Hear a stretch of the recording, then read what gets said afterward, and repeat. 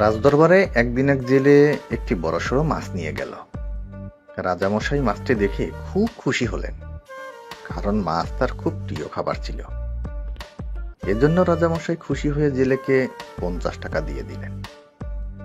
সেই আমলে 10 টাকা মানে অনেক কিছু, তাহলে 50 টাকা মানে অনেক টাকা।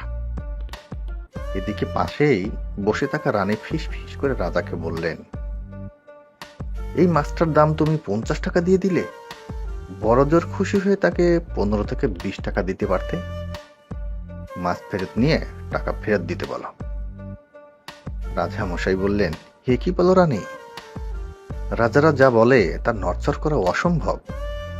তাছাড়া এটা তো রাজাদের ইজ্জতের ব্যাপার। রানী বললেন, আমি এমন একটি বুদ্ধি দিচ্ছি যা প্রয়োগ করলে তোমার সম্মানের কোনো হানি হবে না। জেলে মাছটা নিয়ে টাকাও ফেরত দিবে।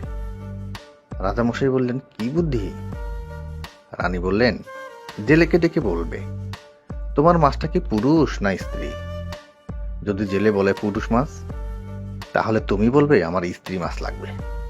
আর জেলে যদি বলে মাছ স্ত্রী, তাহলে তুমি বলবে আমার পুরুষ মাছ লাগবে। অতএব জেলে তখন মাছ ফেরত নিতে বাধ্য হবে।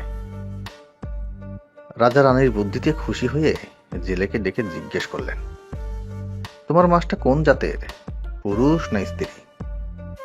জেলে থতমত হয়ে একটু ভেবে চিনতে বলল, জাহাপানা, আমার মাছটা পুরুষও না স্ত্রীও না, আমার মাছটা হলো হিজড়া। এবার রাজদরবারে হাসির রোল পড়ে গেল। রানীও শাড়ির আঁচল দিয়ে মুখ ঢেকে হাসলেন।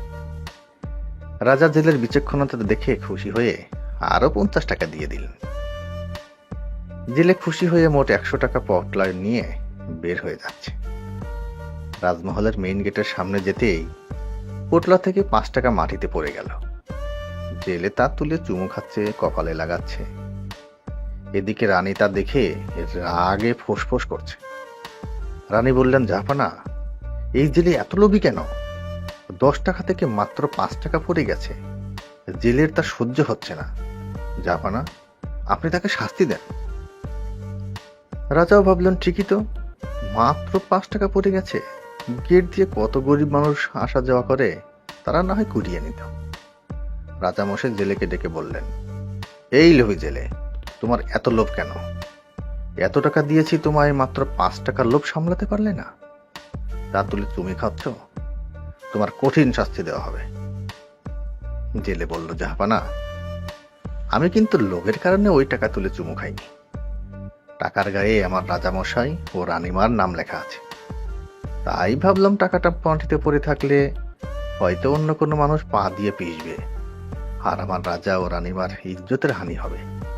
তাই আমি টাকাটা তুলে চুমে খেলাম এবং কপালে ঠেকিয়ে সালাম করলাম।